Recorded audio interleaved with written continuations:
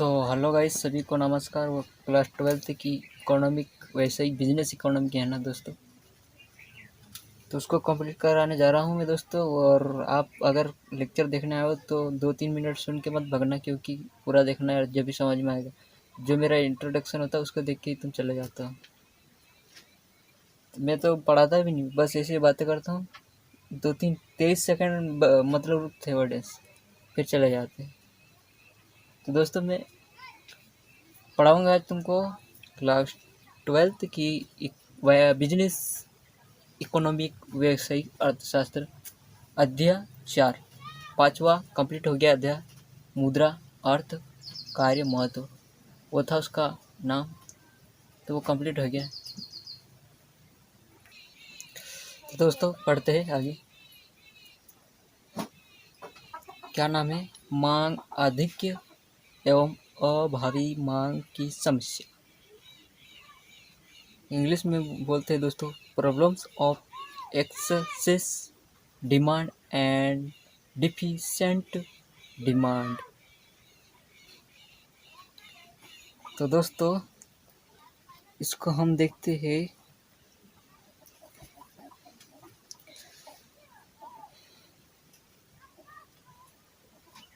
कुछ प्रोफेसर ने कहा है, प्रोफेसर गिलार्ड बोलते हैं। क्या बोलते हैं प्रोफेसर गिलार्ड? पूर्ण रोजगार वह बिंदु है, कहने का मतलब पूर्ण रोजगार वह बिंदु, यानी दोस्तों समझ जाना कि एक सेक्टर है जिसमें या जिसके पश्चात प्रभावपूर्ण मांग में वृद्धि होने पर उत्पत्ति बेरोजगार सिद्ध होती है। प्रोफेसर किन्स बोलते हैं दोस्तों। आप कभी किसी एग्जाम में लिख रहे हैं तो उसका कोट लिख लेना, प्रोफेसर किन्स। ये बहुत फेमस है अर्थशास्त्री। पूर्ण रोजगार एक ऐसी अवस्था या दशा होती है जहाँ प्रभावपूर्ण मांग में वृद्धि इंक्रीज उत्पादन एवं रोजगार में वृद्धि करने की बजाय कीमतों में वृद्धि करती है। प्रोफेसर किन्स बोलते हैं, प्रभावपूर्ण मांग में वृद्धि करने के लिए उत्पादन तथा रोजगार में वृद्धि करने के बजाय कीमत में वृद्धि कर दो। जो उत्पादन है और रोजगार, उसमें वृद्धि मत करो, उनकी कीमतों में वृद्धि कर दो, पूर्ण रोजगार हो जाएगा। ये प्रोफेसर किन्स बोलते हैं। तो दोस्तों हम अभावी मांग एवं मांग आधिक्य की ये समस्या को सुलझाने के लिए दोस्तों हमको निम्न वाक्य पर ध्यान देना पड़ेगा। पहले कुछ समस्या का अध्ययन करना पड़ेगा। तो दोस्तों पूर्ण रोजगार संतुलन क्या है? तो ये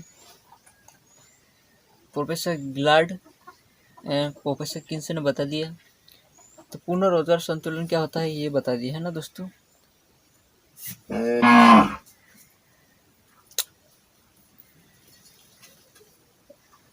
हेलो गाइस, हम देखते हैं आज क्लास 12th की वैश्विक अर्थशास्त्र अध्याय 4। मांग आधिक्य एवं अभावी मांग की समस्या, problem of excellence demand and deficient demand. तो दोस्तों हम देखते हैं, पहले अध्याय में हमने देखा उपभोग बचत। दोस्तों हम देख लेते हैं। केन्स के रोजगार सिद्धांत के अध्ययन किया कि पूर्ण रोजगार संतुलन बिंदु E1 पर है, क्योंकि बिंदु के आगे एस वक्र पेचोल हो जाता है। अर्थव्यवस्था के सभी एनओ साधनों को रोजगार उपलब्ध हो जाता है। समग्र मांग या समग्र आपूर्ति वक्र जब एक दूसरे को ई बिंदु को काटते हैं तो संतुलन बिंदु हो जाता है, परंतु अपूर्ण रोजगार संतुलन बिंदु हो जाता है। इस संतुलन बिंदु पर अर्थव्यवस्था में साधारण बेरोजगार रह जाते हैं तथा अनैच्छिक बेरोजगारी विद्यमान रह जाती है। अल्पकाल में कुछ समय के लिए समग्र आपूर्ति लगभग स्थिर रहती है तथा समग्र मांग जब एडी से बढ़कर एडी हो जाता है तो संसाधनों को रोजगार प्राप्त हो जाता है, पूर्ण रोजगार की दशा होती है। इस प्रकार केन्स ने विश्लेषण में पूर्ण रोजगार अपूर्ण रोजगार का संतुलन होता है। अतः मांग आदि के अभाव मांग की समस्या का अध्ययन करने पूर्व इन विचारों को समझना होगा। मतलब कौन से? पूर्ण रोजगार संतुलन। पूर्ण रोजगार संतुलन समझना होगा। पूर्ण रोजगार संतुलन, पूर्ण रोजगार संतुलन क्या होता है, इस बिंदु को समझना पड़ेगा। तो ये प्रोफेसर गिलार्ड और प्रोफेसर किन्स बोलते हैं कि पूर्ण रोजगार क्या है, संतुलन क्या है। तो पूर्ण रोजगार वह बिंदु है जिसके पश्चात प्रभावपूर्ण मांग में वृद्धि होने पर उत्पत्ति बेचौलता सिद्ध होती है। प्रोफेसर किन्स कहते हैं पूर्ण रोजगार ऐसी अवस्था या दशा है जहाँ पर प्रभावपूर्ण मांग में वृद्धि, उत्पादन एवं रोजगार में वृद्धि करने के बजाय क्या करना पड़ेगा, कीमत में वृद्धि करना पड़ेगा। प्रोफेसर किन्स यही बोलते हैं कीमत में। दोस्तों हम देखते हैं मांग आधिक्य एवं अभावी मांग की समस्या क्यों हो रही है, उसको समझने के लिए प्रोफेसर गिलार्ड प्रोफेसर किन्स बोलते हैं कि पूर्ण रोजगार का संतुलन कब होगा, ये बता रहे। तो इसको समझेंगे कि पूर्ण रोजगार संतुलन से क्या मतलब होता है। दोस्तों पूर्ण रोजगार संतुलन का आशय उन व्यक्तियों से है, ये व्यक्ति है दोस्तों, ये काम करने के लिए लायक भी है, वो करना भी चाहते हैं, तो उनको रोजगार देना चाहिए दोस्तों। और ऐसे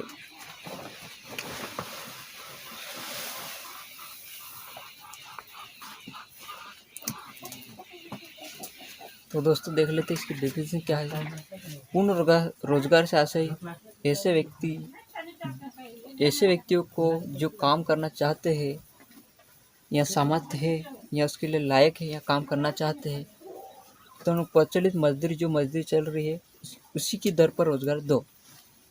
मान लो यहाँ 200 रुपये चल रहे पर डे, ये व्यक्ति है, रोजगार देना है। रोजगार मैं शॉर्ट फॉर्म में समझा देता हूँ। तो ये व्यक्ति है, ये स्वस्थ भी है और काम भी करना चाहता है, ठीक भी है, ऐसा काम भी करना चाहता है। गवर्नमेंट के हिसाब से 200 रुपये रोज रेट पे उनको रोज़गार दिया जाए। वो रोज़गार कुछ ऐसे बच्चे हैं जो स्वस्थ भी है पर उनकी एज के हिसाब से वो काम भी करना चाहते पर रोज़गार नहीं दिया जाएगा, उनको बेरोज़गार नहीं माना जाता दोस्तों। तो ये याद रखना। तो इसको रोज़गार दिया जाएगा, इसको 200 रुपये के हिसाब से काम पे लग जाएगा, कोई ऐसा बैठेगा नहीं बेरोज़गार। तो पूर्ण रोज़गार संतुलन तभी होगा, ये प्रोफेसर किन्स ये बता रहे थे।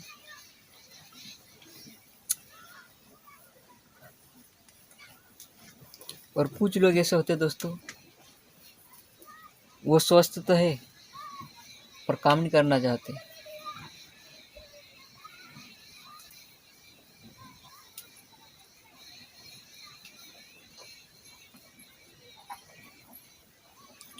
तो क्या होगा दोस्तों, उनको रोज़गार,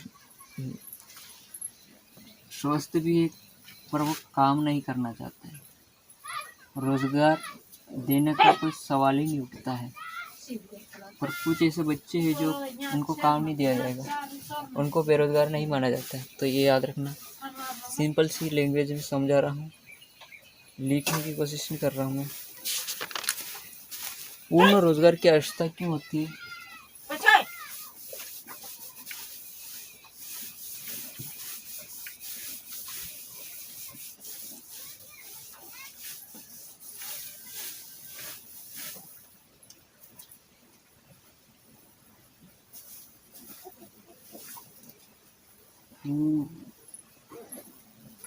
रोज़गार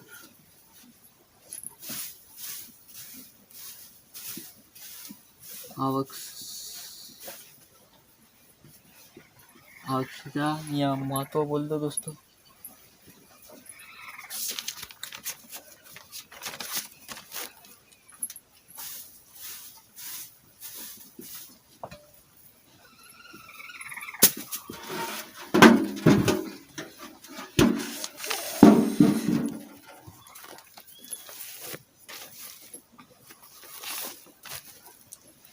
तो दोस्तों मैं फ्लो चार्ट के द्वारा समझाने की कोशिश करूँगा।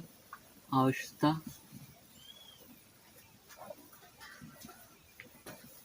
या महत्व लिखना, यही पूछ रहा है, मार्कर अच्छे नहीं चल रहा है। आवश्यकता है महत्वपूर्ण रोजगार की आवश्यकता क्यों होती है। दोस्तों मैं शॉर्ट फॉर्म में लिखूंगा पर समझा दूंगा, आप कॉपी में किस तरह से लिखेंगे ऐसा लिखेंगे, फिर यहाँ पर पॉइंट डालोगे। बेरोजगारी को समाप्त करना पहला पॉइंट, उसके बाद यहाँ पे लिखोगे अगर रोजगार होगा तो हम पैसे कमा के जो भी आवश्यकता है उसको फिर वो कुछ इंडस्ट्री डाल देंगे, पैसे रहेंगे तो हमारे पास, फिर बेरोजगारी समाप्त होगी। इस तरह से लिख सकते दोस्तों। तो मैं यहाँ डायग्राम में बता देता हूँ।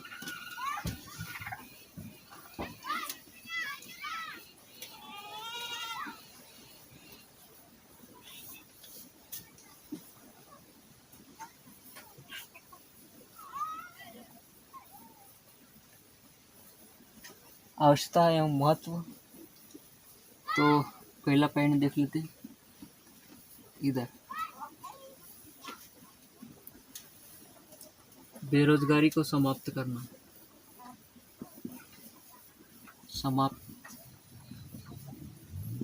बेरोजगारी को समाप्त करना।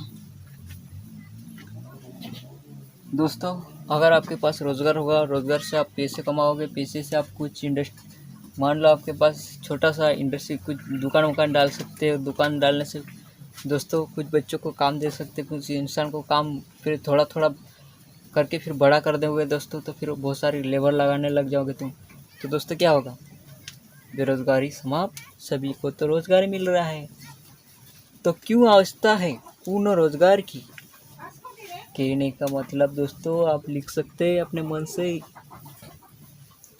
पूर्ण रोजगार कब आवश्यकता होगी दोस्तों, क्या हमारी कमियां हैं, उन कमियों को भी तो मिटाना है हमें, यही तो जानना है दोस्तों, सोचना है यार, क्यों आवश्यकता है यार।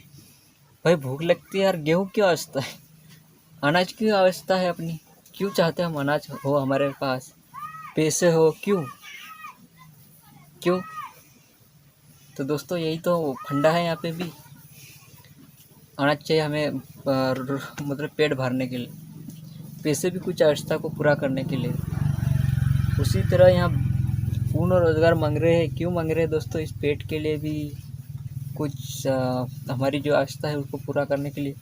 तो पहला पॉइंट है बेरोजगारी को समाप्त करना, तो लिख लेना क्यों आवश्यकता है बेरोजगारी को समाप्त करना। आर्थिक विकास सेकेंड पॉइंट है दोस्तों, आर्थिक विकास दोस्तों क्या हुआ, आर्थिक विकास, बेरोजगारी की दशा में जो बेरोजगारी की स्थिति होती है तो संसाधनों का भी अनुकूल उपयोग संभव नहीं होता है। तब पूर्ण रोजगार के माध्यम से देश में जो संसाधन हो गए, कहने का मतलब दोस्तों अगर बेरोजगार है, हमारे पास जो भी संसाधन है उसका हम सही यूज नहीं कर रहे, बेकार पड़े रहे। अगर हमारे पास रोजगार होगा दोस्तों तो हम उसका सही उपयोग कर सकते हैं और देश का विकास कर सकते। तो दोस्तों यही कहने का मतलब है, देश का विकास होगा, देश का आर्थिक विकास करना संभव हो जाएगा। ये अपना ये आ रहा थर्ड पॉइंट, ये है थर्ड पॉइंट, और मार्कर तो चलता ही नहीं यार, क्या करें।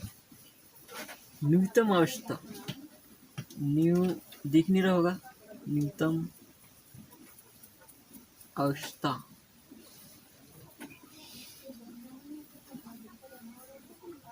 पूर्ण करने के लिए है ना, न्यूनतम आवश्यकता को पूर्ण करने के लिए भी चाहिए। क्या है यार, मेरी प्रॉब्लम है, मुझे घर चाहिए, कुछ कपड़े चाहिए, कुछ बच्चों को पढ़ाना है, उनके लिए भी फीस चाहिए, किताबें लेना है, वगैरह वगैरह। न्यूनतम आवश्यकता को पूर्ण करने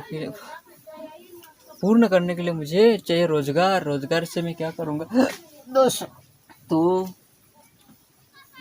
रोजगार से दोस्तों मैं पैसे कमाऊँगा, पैसे से दोस्तों मेरे जो आवश्यकता है वो पूर्ण करूँगा। जैसे खाने के लिए हो गया, खाने के सामान या भौतिक सामाजिक, आर्थिक जो भी अवस्था है वो पूर्ण हो जाएगी।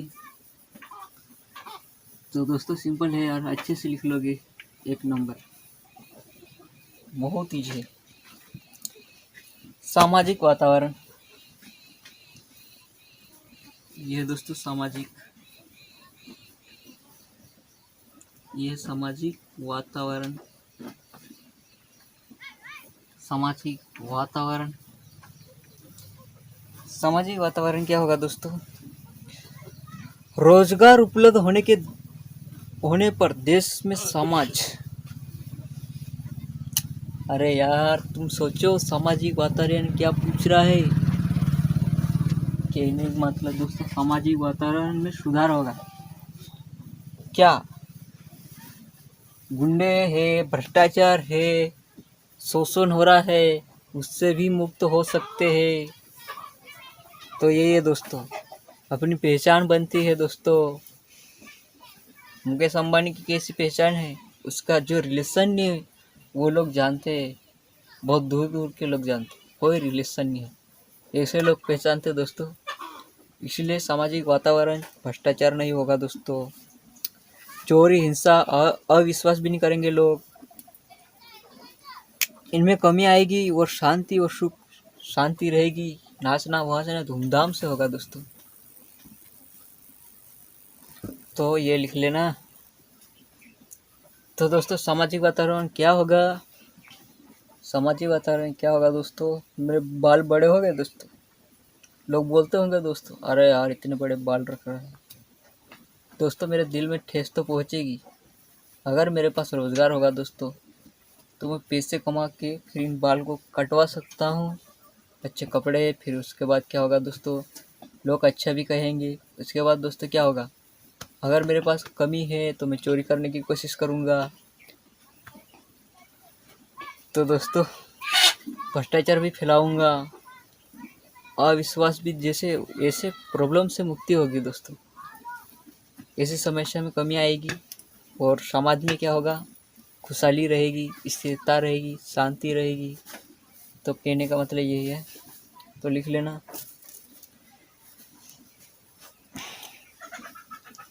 ये हो गया अपना महत्व हो गया है ना, पूर्ण रोजगार की आवश्यकता क्यों है।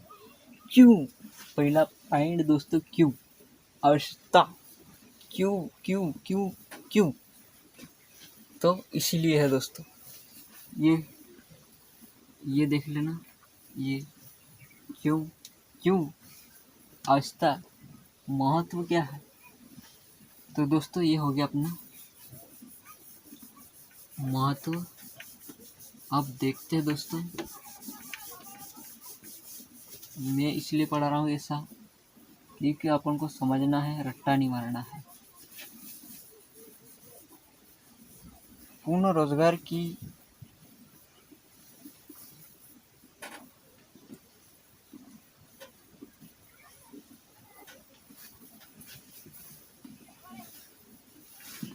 डायग्राम पे आ जाते और उपाय,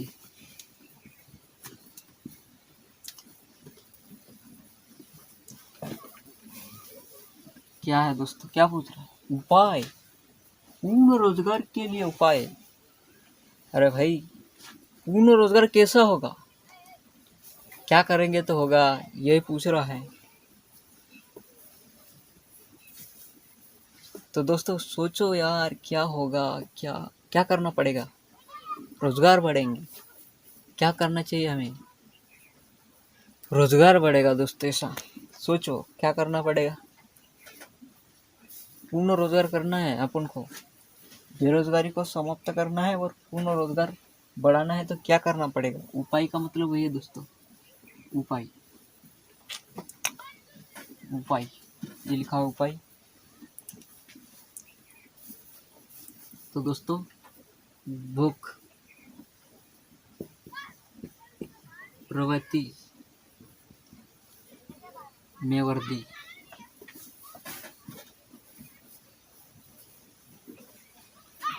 पूर्ण रोजगार के लिए क्या करना पड़ेगा दोस्तों,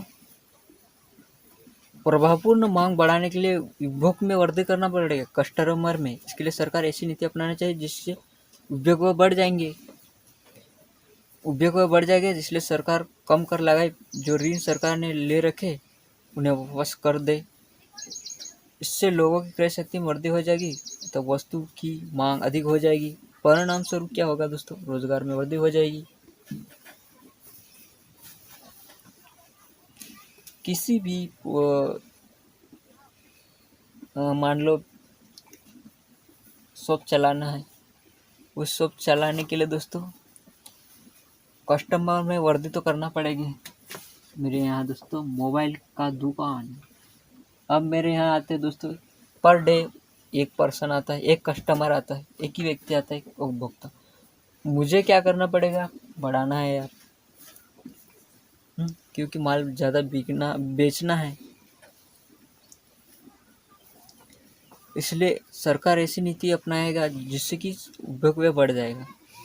सरकार कुछ ऐसी मतलब नीति लागू कर देगी क्योंकि व्यय ज़्यादा बढ़ जाए, व्यय बढ़ेगी तो सरकार कर कम लगाएगी, व्यय बढ़ जाएंगे इसके लिए सरकार कम कर लगाएगा।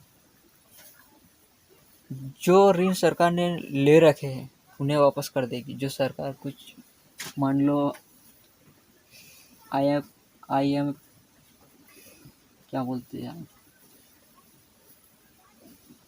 एशिया डेवलपमेंट बैंक से लिया है, सोच लो, फिर आरबीआई से लिया है कर्ज, वो वापस कर देगी सरकार।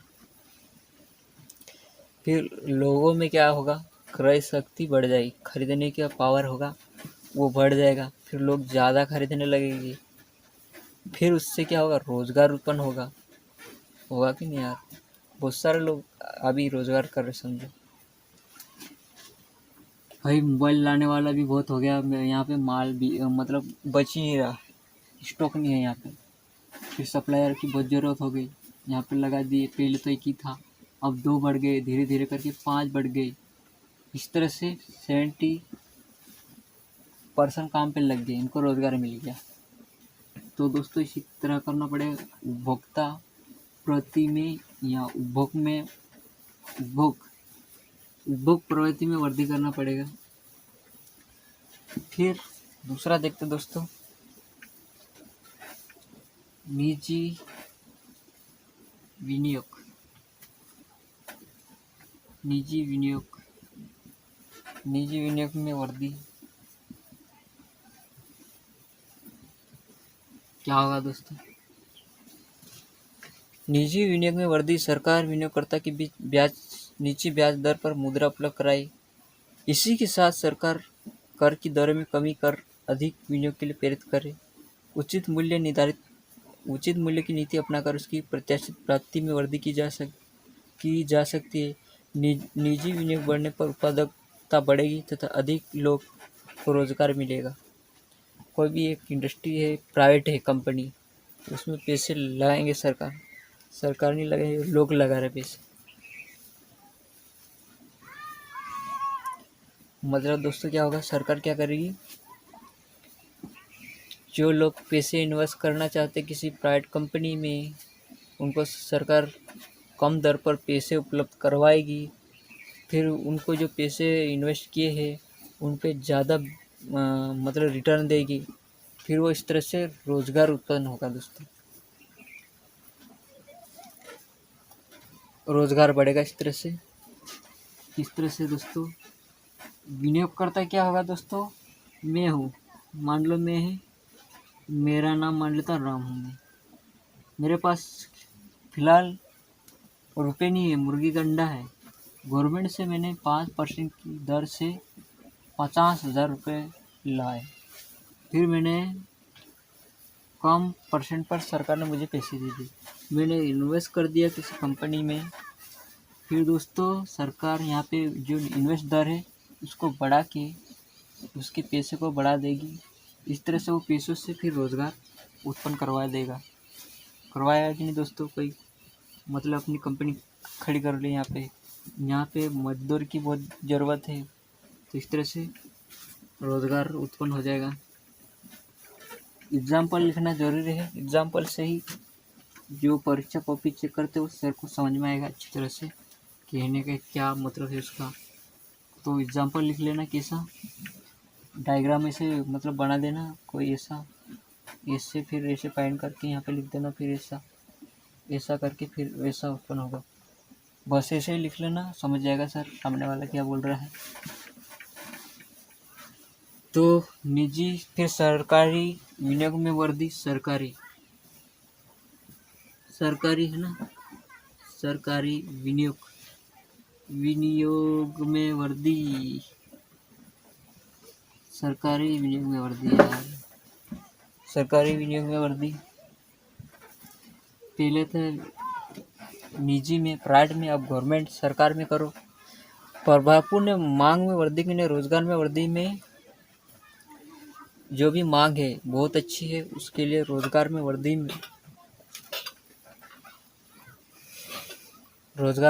का मतलब है दोस्तों, उसमें सबसे बड़ा हाथ सरकार का होता है। प्रभावपूर्ण मांग में वर्दी के द्वारा रोजगार में वर्दी में सरकार का बहुत महत्वपूर्ण हाथ होता है, गवर्नमेंट का। तो सरकारी विनियोग महत्वपूर्ण होता है दोस्तों। क्या होगा दोस्तों,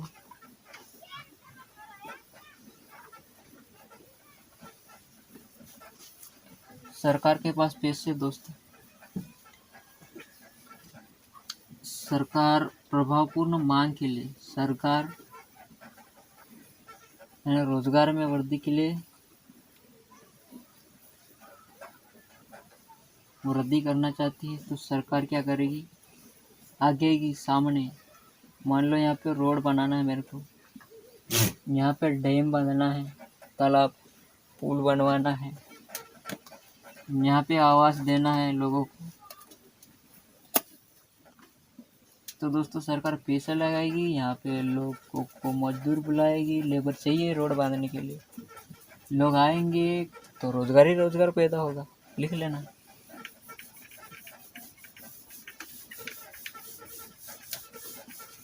फिर उसके बाद देख लेना दोस्तों, अन्य उपाय है दोस्तों,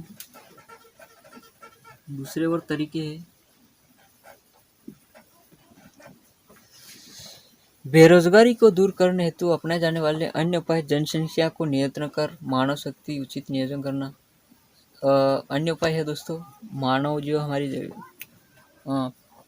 पैदावार है मनुष्य की, और साल क्या मालूम कितनी होती है दोस्तों, उनको कम करो, और मानव की शक्ति में रोजगार पैदा करने की वो शक्ति है उसको मतलब बढ़ाओ। फिर कुटीर एवं लघु उद्योग को भी बढ़ा दो यार, सामाजिक क्षेत्र है उसका विस्तार करो।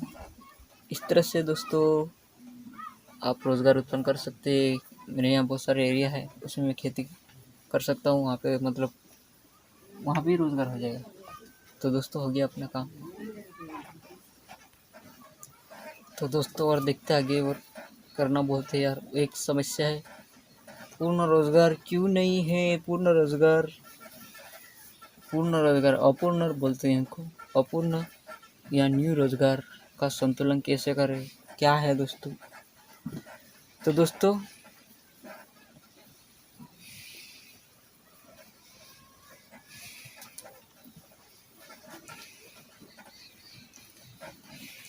अपूर्ण रोजगार की दशा उस समय विद्वान होती है दोस्तों, उस समय मतलब उत्पन्न होती है जब प्रभावपूर्ण मांग में वृद्धि, बहुत मांग में वृद्धि होती है तथा उत्पादन एवं रोजगार में वृद्धि करती है।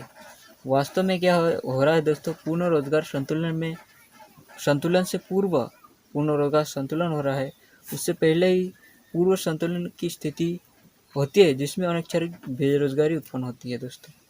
कुछ ऐसे काम करने वाले लोग नहीं है, इच्छुक नहीं है, वैसे समस्या तो देखी जाती है। इस स्थिति में क्या होगा, अर्थव्यवस्था के सभी साधनों का उपयोग तो पूरा कर नहीं पाएंगे, पूरा तो उपयोग नहीं कर पाएंगे, तो समग्र पूर्ति लोचदार हो जाती, तो समग्र मांग बढ़ने पर समग्र पूर्ति बढ़ जाती।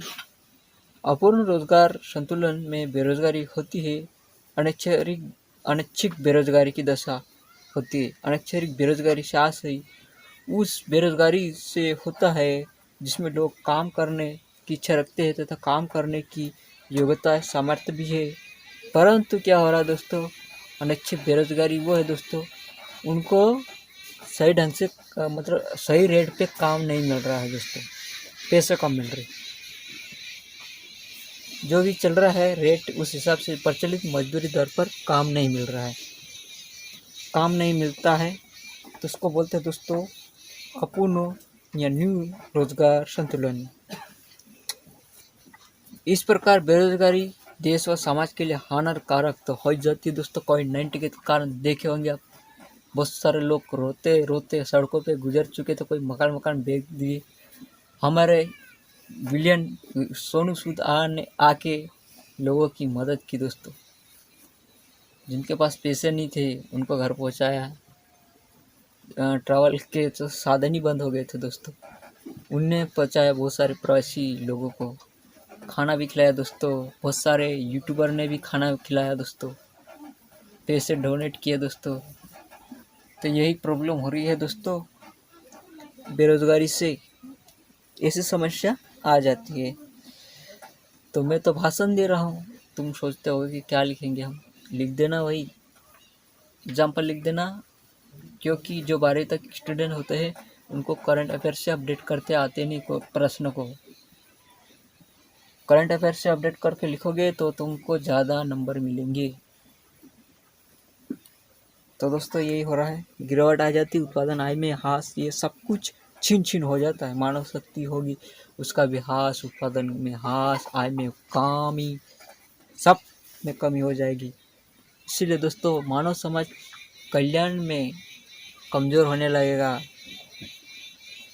बेरोजगारी उपलब्ध हो जाएगी दोस्तों। रोजगार जरूरी होगा करने के लिए। तो मांग की समस्या देखते हो, मांग अधिक की समस्या को देखते हो।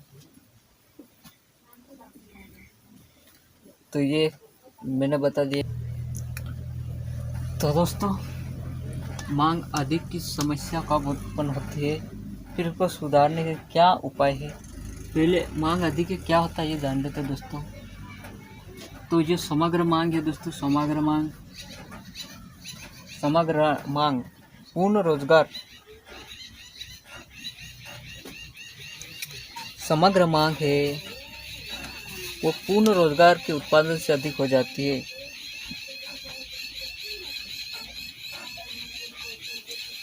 समग्र मांग का स्तर, समग्र मांग है दोस्तों, समग्र मांग का स्तर है वो पूर्ण रोजगार के उत्पादन से भी अधिक हो जाए। लोगों को पूरा रोजगार भी मिल रहे है, काम करने के लिए और लोग ही नहीं है, और ये समग्र मांग का स्तर बहुत अधिक हो गया उसका उत्पादन, पर लोग नहीं मिल रहे काम करने वाले। ये समस्या है दोस्तों, इसी को बोलते हैं दोस्तों एक समस्या उत्पन्न हो गई, लोग की कमी हो गई दोस्तों। उत्पादन अधिक हो गया, लोगों की कमी हो गई, तो हमें क्या करना चाहिए, कंट्रोल लगाना चाहिए दोस्तों। कुछ कंट्रोल भी होना चाहिए दोस्तों लोगों पे, फिर रोज़गार बढ़ाना है और लोगों को लगाना है। उत्पादन तो अधिक हो रहा है समग्र मांग के स्तर से, समग्र मांग का स्तर पूर्ण रोजगार से भी अधिक उत्पादन कर रहा है।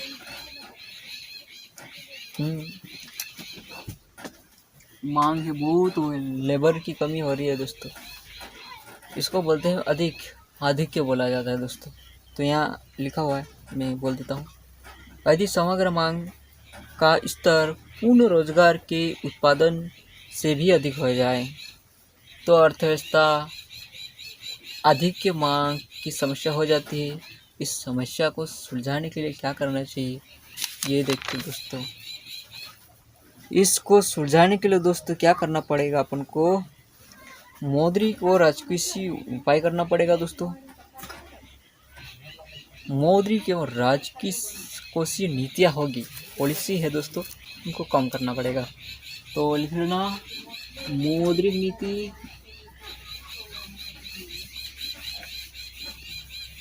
यार मारकर ऐसा करो तो चलता ही नहीं है।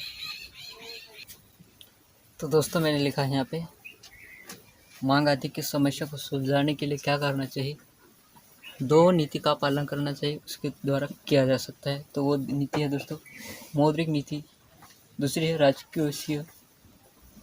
तो दोस्तों मौद्रिक नीति में क्या होगा दोस्तों, आराम से दोस्तों मुद्रा की मात्रा में कम करना, मुद्रा मात्रा कम कर दो। मौद्रिक मात्रा पहला है, मुद्रा की मात्रा में कमी कर दो। मुद्रा की जो मात्रा है, मुद्रा की मात्रा में कमी करना। जो भी मुद्रा चल रही है उसकी रेट है उसको गिरा दो। फिर साख मुद्रा पर नियंत्रण। जो बैंक साख मुद्रा यानी जो पैसे देते हैं दोस्तों, साख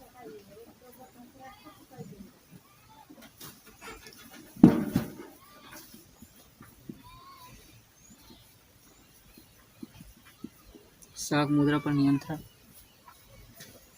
केंद्रीय बैंक या उचित मौद्रिक नीति को अपनाकर देश में साख मुद्रा की पूर्ति को बढ़ने से रोक सकता है अथवा उसे कम कर सकता है। केंद्रीय बैंक साख नियंत्रण हेतु उपाय अपनाता है। तो दोस्तों ये दूसरा पॉइंट है। पहला ये है अपना केंद्रीय बैंक है आरबीआई, तो साख का मुद्रा है उस कमी करना चाहता है तो क्या करेगा दोस्तों, बैंक दर में वृद्धि कर देगा। लोगों को पैसे देना नहीं भाई अब। तो ये है अपना एक बैंक की दर होगी, बैंक लिखा हुआ इंग्लिश में, बैंक दर, बैंक रेट में वृद्धि, बैंक दर में वृद्धि खुले बाजार में। चलो दोस्तों क्या करना, मौद्रिक नीति है। कुछ वीडियो क्या मालूम सेव हो गया था, क्या हो गया था, बंद हो गया था। दोबारा रिपीट कर रहा हूँ, कुछ हो रहा होगा तो देख लेना। मौद्रिक नीति है, मुद्रा की मात्रा में कमी कर दो। जो मुद्रा की मात्रा है उसमें कमी कर दो। फिर साख मुद्रा पर नियंत्रण। साख मुद्रा पर नियंत्रण आरबीआई लगाती है, मालूम है। आरबीआई जो व्यापारिक बैंक है उनकी बैंक दर में वृद्धि कर देगी तो पैसे बैंक क्या कमी लेंगे, मतलब पैसे कम। फिर जो भी कस्टमर है वो पैसे ज़्यादा बैंक से नहीं लेगा क्योंकि महंगाई हो जाएगी। फिर दोस्तों खुले बाजार में प्रतिभूति का विक्रय कर दो। केंद्रीय बैंक द्वारा ऐसा करने पर मुद्रा का हस्तांतरण व्यक्तियों और बैंकों से केंद्रीय बैंक की ओर जा जाता है। खुले बाजार में प्रतिभूति का विक्रय करेंगे तो जो भी प्रतिभूति होगी, जो भी व्यक्ति एवं व्यापारी बैंक से सीधे आरबीआई बैंक के पास चले जाएगा। फिर उसके बाद क्या हुआ दोस्तों, नकद कोष के अनुपात में वृद्धि। प्रत्येक व्यापारी बैंक अपने कुल जमा का कुछ निश्चित प्रतिशत आरबीआई के पास रखता हो, उसमें वृद्धि कर दो। तो नगद कोष, ये नगद कोष है दोस्तों। नगद कोष में वृद्धि। वैधानिक तरलता कोष, वैधानिक तरलता कोष में यह अनुपात लिखना है, वैधानिक तरलता कोष अनुपात में वृद्धि। अनुपात लिखना है यहाँ पे, वृद्धि। तो दोस्तों क्या होगा इसमें, व्यापारी बैंक अपने कुल दायित्व एक भाग तरलता परिसंपत्ति के रूप में अपने पास रखता है। व्यापारी बैंक अपने, मतलब दोस्तों क्या होगा, व्यापारिक बैंक है, मैं समझा देता हूँ इजी लैंग्वेज में।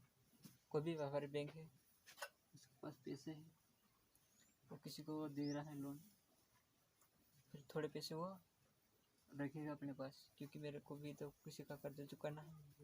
तो उसमें वृद्धि कर दो दोस्तों।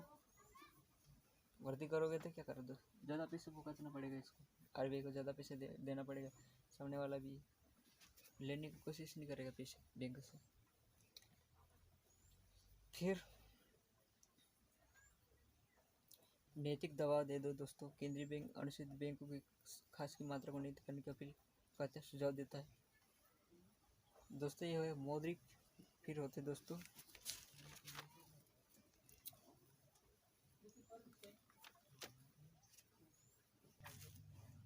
हम देखते हैं राजकोषीय नीति क्या बोलती है।